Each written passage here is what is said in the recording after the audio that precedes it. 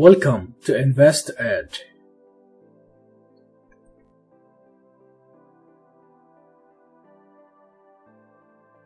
Welcome sa InvestEd. So again, today we are going to review yung mga requested na stocks ng mga solid subscribers natin ngayon, no?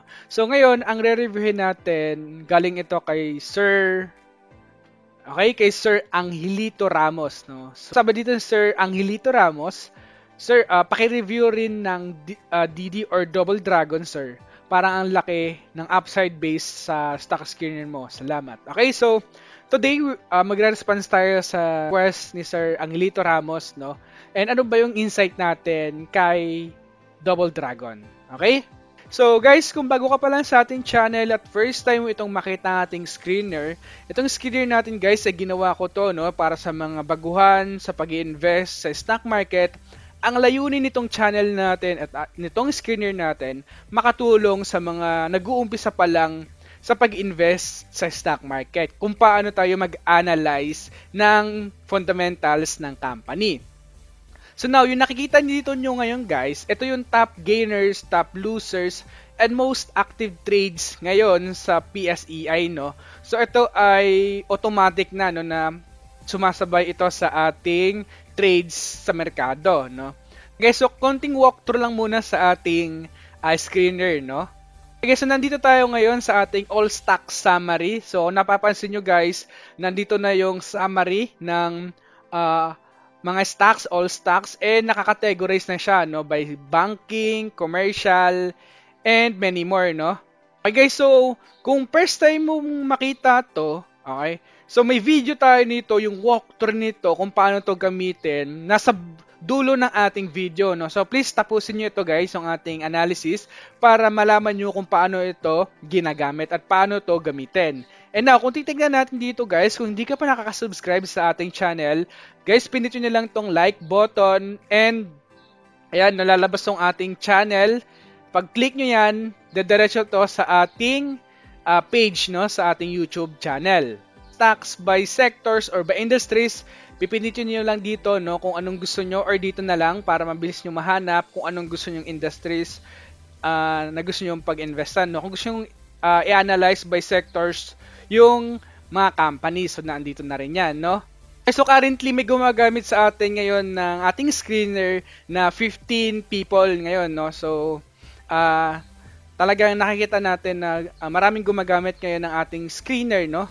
Kasi every day sa ating statistics dito sa ating screener, umaabot ng halos 300 people every day ang nag-screen at gumagamit nito ang ating screener. Ang kagandahan kasi dito guys, it's completely free, no? And nasa baba yung descriptions ng ating link para mapuntahan nyo itong ating screener.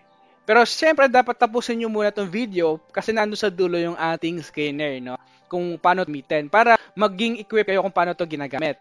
Kung nakikita nyo guys, nakikita natin dito yung intrinsic value ngayon ng company. Nakikita natin, no? Kung makita kayong ganito, ibig sabihin nag-update yung informations natin o yung value natin sa company, no? Ayan, nakikita natin. Now, kung titignan natin dito guys, kung gusto mag-analyze by sectors or by industries, kunyari pipindutin mo tong si bank stocks, gusto mo mag-analyze, gusto mo makita yung informations na company or ng iba pang banking sectors, pipindutin natin to, no? Pag pinindot mo natin tong bank stocks, pag pinindot natin tong nag-pop up na, ayan, pag nag-pop up na ganito, pipindutin lang natin. Okay, so titignan natin dito guys, nandito na yung mga banking stocks, no? Ayan, nakikita natin, ayan, ay mga informations na, no?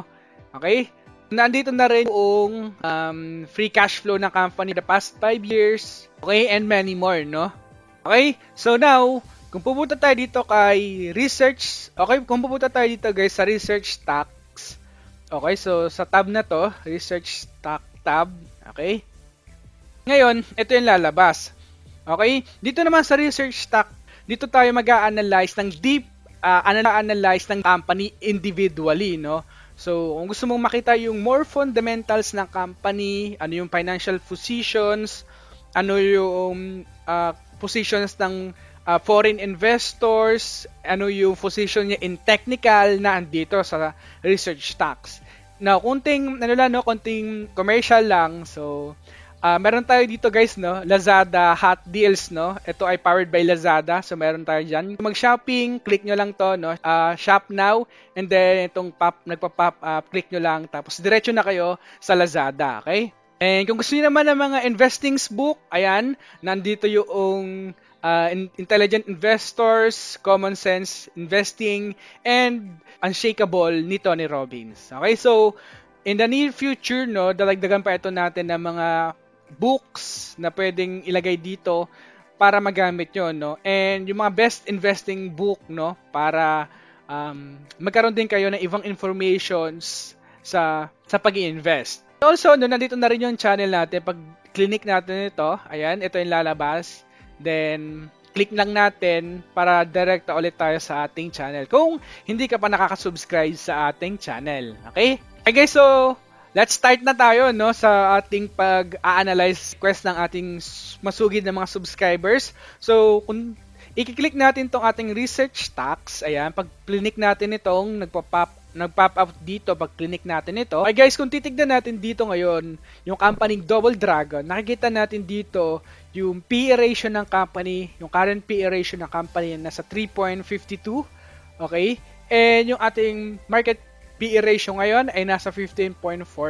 So, sinasabi lang dito ng PE ratio ng company na nasa good value base yung PE ratio ng company compared to the Philippine market PE ratio.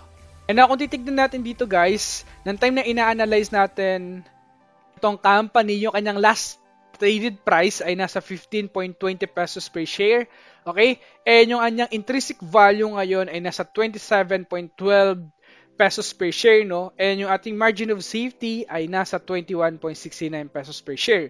So, may upside potential siya na 78% kapag na-reach niya yung ating intrinsic value. And mayroon tayong ratings sa company na buy ratings. Okay? So, sa mga bago pa lang sa ating screener, no, yung margin of safety or bago pa lang sa pag-i-invest, yung margin of safety, no, ito yung buffer natin sa intrinsic value para makabili tayo ng sales sa company. Now, yung intrinsic value naman, ito naman yung fair value ng company. Okay? So again, itong screener natin ay automatic nang nag-a-update, no, yung kanyang intrinsic value and many more, no? So now, kung titignan natin guys, yung kanyang summary ng moat, management, and debt, nakikita natin na nasa 10 yung kanyang moat, management ay nasa 10 also, debt niya ay nasa 7, so overall, nasa excellent company naman itong Double Dragon. So mamaya i-deep tackle natin itong company na to. Now, let's take a look sa kanyang 1-year chart ng company. Nakikita natin dito yung 52-week high na company ay nasa 22.2 pesos per share and 52-week low ay nasa 11 pesos per share, no? So nakikita natin dito na, and also nakikita natin dito yung market capitalizations ng company in million na nasa 46.18 billion pesos market capitalizations meron ng company ngayon. Okay, so kung titignan natin also ngayong araw yung kanyang net foreign investors, nakikita natin na negative, no? Negative 9.56 million pesos na mga net foreign investment ang lumabas sa company. Okay? And nakikita natin dito yung sectors, subsectors ng company. And also, kung nakikita natin dito yung net foreign yield ng company, so ito naman yung 1-year trade ng company and 1-year investment ng mga foreign investors sa company. So nakikita natin dito, merong negative 1.1 billion pesos foreign investment ang lumabas sa company. Okay? So, nakikita also natin dito yung earnings per share versus free cash flow per share. Nakikita natin na sobrang laki ng difference, no? So, nangangahulugan na yung free cash flow per share is a poor value based on its earnings per share. So, kino-compare lang natin dito yung quality ng earnings per share sa free cash flow per share. Okay? And also, nakikita natin yung free cash flow yield ng company ngayon ay nasa 7%. So, sinasabi sa atin dito guys ng free cash flow yield, solid business, but in terms of free cash flow yield alone, nasa overvalue in terms of free cash flow yield alone ang company. Okay, so kung i-scroll down natin itong company, nakikita natin dito yung free cash flow ng company for the past 5 years from 2015 to 2019, no? Ayan, nakikita natin. So, nakikita natin na yung nung 2019 lang sila nagkaroon ng positive free cash flow. From 2015 to 2018, talagang negative yung kanilang free cash flow. So, it's a good sign, no, na nag-back up na rin yung kanya free cash flow, no? So ngayon yung free cash flow na ng company ay nasa 2.6 billion pesos free cash flow kay ang company na in 2019. Now, ano bang ibig sabihin ng negative and positive free cash flow, no, para sa mga bago pa lang sa pag-invest? So, ang ibig sabihin nito, pag sinabing positive free cash flow, nangangahulugan na mas malaki yung kanilang cash from operating activities kaysa sa kanilang capital expenditures or CAPEX. Pag sinabi naman nating negative free cash flow, mas malaki yung kanilang CAPEX or capital expenditure kaysa sa kanilang cash from operating activities. Okay? So, anong ibig sabihin nito? As a 100% owner ng company, kunyari, so, ang ibig sabihin nitong free cash flow para kung ikaw ay 100% owner ng company, ito na yung para sa'yo, no? Ito na yung pwede yung ipang-improve sa company. Ito na yung pwede mo ilagay sa bangko mo, ipang-travel, or anything you want it to do sa free cash flow mo. Ito na yon. Now, anong ibig sabihin nito as a shareholders ng company? Bakit mahalaga ang free cash flow, no, kapag nag-a-analyze tayo at nagre-review ng isang stocks? Because yung free cash flow, for example, nagbibigay ng dividendo ang company every year. Tapos tapos nakikita mo yung free cash flow na company for the past 5 years, for the past 10 years, negative yung kanilang free cash flow. So, anong ibig sabihin nun? The chances are, mangungutang sila para lang makapagbigay ng dividendo sa mga investors nila. That's a negative sign, no? So, yung mga tinitignan din natin na anggulo, no? Okay? Okay, so titignan natin dito, guys, yung moat analysis natin ng company. So, again, yung moat analysis ay popularized by Warren Buffett. So, it refers to a business ability to maintain its competitive advantage over its competitors in order to protect its long-term profit from its competing firm.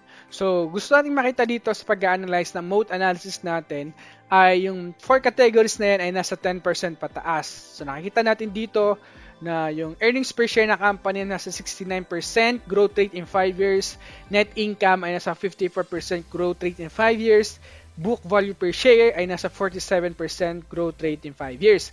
Now, kung nakikita natin itong cash from operating activities na nasa negative, no? Nakita natin na walang score. Bakit? Kung titignan natin itong free cash flow for the past 4 years, no? From 2015 to 2018, negative yan.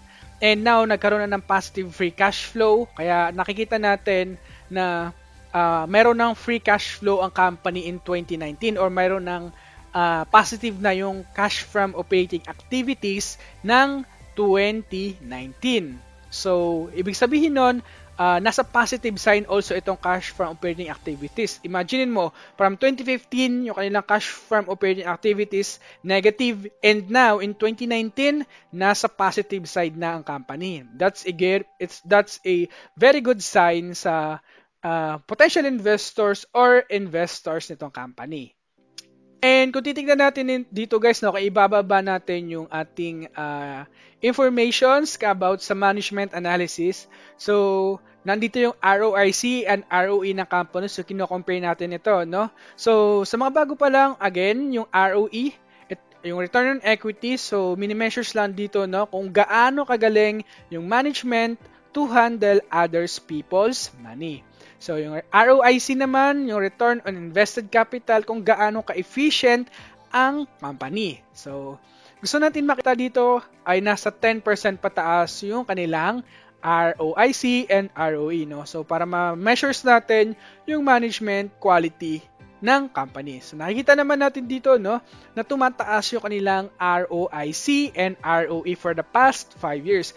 That is also a very good and positive sign sa mga investors or potential investors nitong company. Okay na, kung titignan also naman natin yung kanyang debt to earnings or debt ratio ng company, nakikita natin dito guys na from 2015 to 2019, bumababa na yung kanilang debt to earnings ratio. Anong ibig sabihin nun? This is a very good and very positive sa mga investors or potential investors also na company. Bakit? Kasi kung titignan natin, ano nga bang ibig sabihin muna ng debt to earnings ratio para mas lalo nating maintindihan? So, ang ibig sabihin ng debt to earnings ratio, no, gaano katagal mababayaran ng company yung kanyang long-term debt gamit lamang yung kanyang net income. So guys, kapag nagre-review tayo ng stocks, ang gusto lang natin makita sa debt to earnings ratio na company nasa 3 pababa lang, no? So nakikita natin dito na nasa 3.9 yung kanyang debt to earnings ratio. So meaning, in 2019, kaya nilang bayaran yung kanyang long-term debt gamit lamang yung kanyang net income ng 3.9 years. Sinasabi lang dito sa atin na bumababa na yung kanilang interest expense na kinikater sa company. That's a positive sign. Okay? Because kung titignan natin from 2015, yung kanilang debt to earnings ay nasa 19.9 and in 2019 nasa 3.9 na lang. So that's a very very good comeback, no, yung kanilang debt to earnings. Okay? I guess so konting commercial lang, no. Kung gusto niyo mag-shopping sa Lazada, no, meron din tayo ditong link. So meron silang discount na sa mga product nila ngayon, no? So ito ay powered by Lazada. So kung pipindutin nyo tong shop now, ayan, lalabas yung link. Tapos pag pinindot nyo tong link, diretso na ito sa Lazada, okay? Mga discounted sila dyan at promo ngayon sa kanilang mga products, okay? So now, back to the topic tayo guys, no? Kung titignan natin dito, kung titignan natin yung kanilang more metrics sa company, okay? Kung titignan natin yung kanilang PE ratio annually and compare natin sa trailing 12 months PE ratio, nakikita natin na bumababa yung kanilang PE ratio. That's a positive sign. Bakit? Kasi nung annually, yung kanilang PE ratio ngayon ay nasa yung PE ratio ng company annually ay nasa 4.41 times PE ratio. And now, nasa 3.52 PE ratio na lang ang company. That's a positive sign, no? And also, kung titignan natin dito ngayon guys, yung price to sales ng company annually nasa 13.83 and in trailing 12 months, yung price to sales ratio na ng company ay nasa 15.52. Okay? And kung titignan natin dito yung price to book ratio ng company annually ay nasa 1.78 and comparing to the quarterly price to book ay nasa 1.53 price to book na. So kung bumababa yung kanilang price to book, and na kung titignan natin naman yung kanyang dividend yield for the past 5 years average, so wala tayong data, and also yung kanilang current dividend yield trailing 12 months, wala. So kung naghahanap kayo or naghahantay kayo sa kanya ng dividend or dividend investment sa kanya, or ng dividendo, so hindi mo siya maaasahan pagdating sa dividendo. Kasi yung company na to ay more on capital gains. Take a look sa kanyang financial strength. Kung titignan natin, yung kanyang free cash flow annually ay nasa 1.6 billion positive free cash flow, no? Nakikita natin. Na kung i-compare natin yung free cash flow na company in trailing 12 months, negative na sila. Negative sila by 1.3 billion pesos negative free cash flow in trailing 12 months. Nakikita natin dito na bumababa naman yung kanilang free cash flow in trailing 12 months or in a latest free cash flow ng company. So ito yung negative ngayon kay Double Dragon, no? And also, kung titignan natin yung kanilang current ratio annually ay nasa 0.86 while comparing to the current ratio in quarterly ay nasa 1. O nakikita natin na nag-i-improve yung kanilang current ratio naman. So, nakita natin na bumababa yung kanyang free cash flow, but yung kanyang current ratio naman ay nag-i-improve, no? Nasa 1.01 na. Compare sa kanyang annually na nasa 0.86. Nasa 1.01 na while comparing to the annually ay nasa 0.86 lang. So nakita natin nag-i-improve yung kanilang liquidity. So kung titingnan also natin, yung total debt and total equity na company annually ay nasa 154.12%. And comparing to quarterly debt to equity ratio ng company ay nasa 143.86%. So nakikita natin dito guys na bumababa yung kanyang debt to equity ratio in quarterly. But titignan natin, kung titignan pa rin natin, nasa 143% pa rin yan. That's a high debt to equity. So anong sinasabi sa atin dito ngayon ng debt to equity in quarterly? So sinasabi sa atin na in every 1 peso na ginagamit ng company sa kanyang operation, 143.86% nun ay financed by utang. So, over sa 100% yung kanyang debt to equity. Okay, remember, ang gusto lang natin makita pag nagre-review tayo ng stocks ay nasa 40% pababa lang. Okay? Okay, so in summary na pag-aaral natin kay Double Dragon, ano ba yung nakita natin, no? So, first, yung una natin nakita, guys, ay yung kanilang free cash flow in trailing 12 months ay negative, no?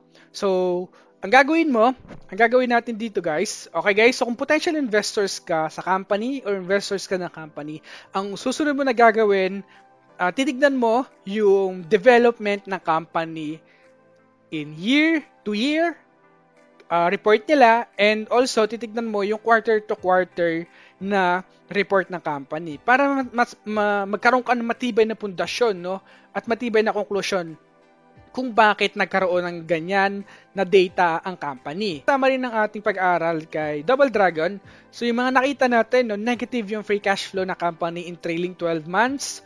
Malaki pa rin, although na bumaba yung kanilang debt to equity, but still malaki pa rin yung kanilang total debt to equity ratio, no? So ang gagawin mo dito ngayon, sasaliksikin mo yung year-to-year development na company, kung nasolusyonan ba nila yung dati nilang problema, okay? And kung nasolusyonan nila, good, it is a positive sign. And susunod mong gagawin yung quarter-to-quarter report ng company. Ano ba nangyari for the past for past 3 quarters ng company? Kung ano ba yung report na binibigay nila? Kung nagiging positive ba sila, and kung may problema na nangyayari, nasusolusyonan ba nila? Yun ang gagawin mo as a potential investor or investors ng company. Okay? Okay guys, so hanggang dito na lang muna yung pagre-review at pag-a-analyze natin sa company Double Dragon. So maraming salamat, and maraming salamat sa nag-request ito, no?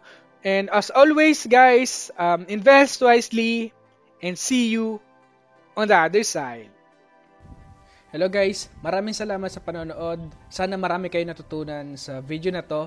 So kung hindi pa kayo nakaka-subscribe, so please subscribe and hit the notification bell para updated kayo sa mga videos na parating at marami pa kayong matututunan sa channel na ito. So maraming salamat.